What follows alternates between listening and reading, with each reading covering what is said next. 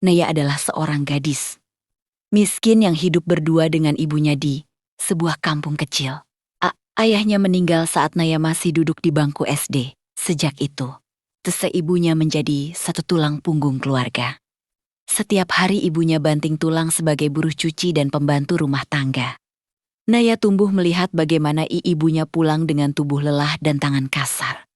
Dari situlah Naya belajar arti bertahan hidup di sekolah.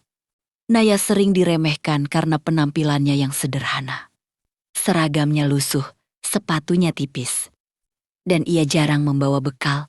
Beberapa orang berkata, "Buat apa sekolah tinggi kalau miskin?" Ucapan itu selalu sampai ke telinga ibunya. Ibunya hanya tersenyum pahit dan berkata, "Belajar yang rajin ya, Nak. Biar hidupmu tidak seperti ibu." Kalimat itu tertanam kuat di hati Naya. Naya belajar lebih keras dari siapapun. Ia sering belajar dengan lampu redup karena listrik harus dihemat. Siang membantu ibunya, malam membuka buku sampai tertidur. Saat SMA, Naya mendapat kabar tentang program beasiswa. Meski ragu, ia tetap mencoba.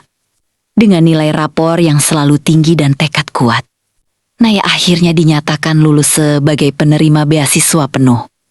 Tangis ibunya pecah malam itu. Bukan karena sedih, tapi karena harapan. Beasiswa itu mengantar Naya ke bangku kuliah. Hidup di kota tidak mudah. Naya tetap hidup sederhana dan sering bekerja paruh waktu. Ia tak mau menin kesempatan. Setiap tugas ia kerjakan dengan sungguh-sungguh.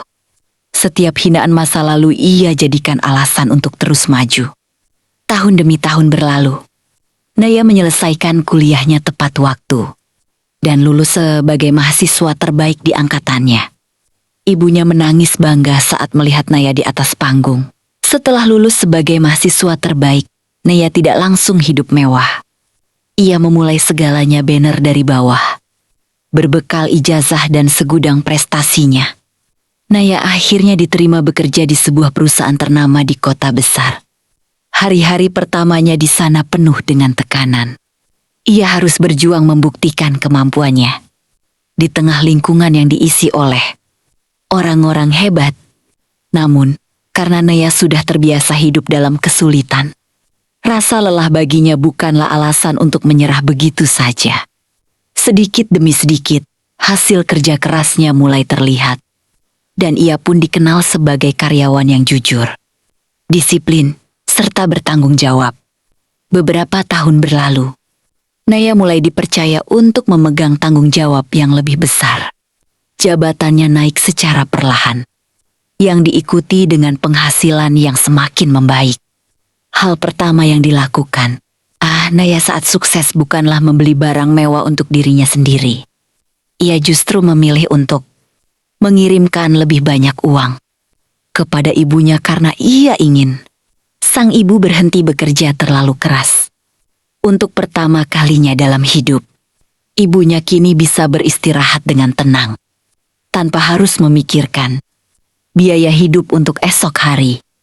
Saat tabungannya cukup, Naya membangun sebuah rumah yang layak untuk ibunya, dan tidak lagi bocor saat hujan turun. Meski bukan rumah mewah, bangunan itu aman, kokoh. Ibunya menangis haru saat pertama kali masuk ke rumah itu dan mengucapkan terima kasih kepada putrinya. Naya hanya memeluk ibunya erat, karena baginya semua pencapaian ini hanya bermakna jika ibunya bisa hidup dengan tenang. Hidup Naya kini jauh lebih baik, namun ia tidak melupakan masa lalunya. Ia mulai membantu anak-anak kurang mampu di kampungnya dengan memberikan biaya sekolah, perlengkapan belajar, serta semangat. Naya tahu rasanya hidup diremehkan, sehingga ia ingin menjadi alasan bagi orang lain untuk tetap berani bermimpi. Di antara semua keberhasilannya, hal yang paling ia syukuri adalah satu hal.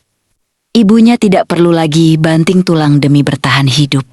Suatu sore, Naya duduk di teras Rumah Barune bersama ibunya sambil menikmati suara tawa yang kini mulai sering terdengar. Dengan mata berkaca-kaca, ibunya berkata bahwa jika ayahnya masih ada, Beliau pasti akan sangat bangga padanya. Naya menggenggam tangan ibunya. Teringat kembali masa kecilnya yang penuh hinaan. Malam-malam lapar dan air mata yang selalu ia sembunyikan. Naya sadar bahwa semua ini bukan tentang balas dendam, melainkan tentang membuktikan bahwa latar belakang tidak pernah menentukan masa depan seseorang. Ia pun menyampaikan pesan bagi siapapun yang sedang berjuang. Jangan biarkan hinaan mematahkan langkahmu. Karena terkadang jalan paling berat adalah jalan yang mengantarkan kita ke tempat paling indah. Setiap orang yang hari ini diremehkan bisa menjadi seseorang yang esok hari dibanggakan. Selesai.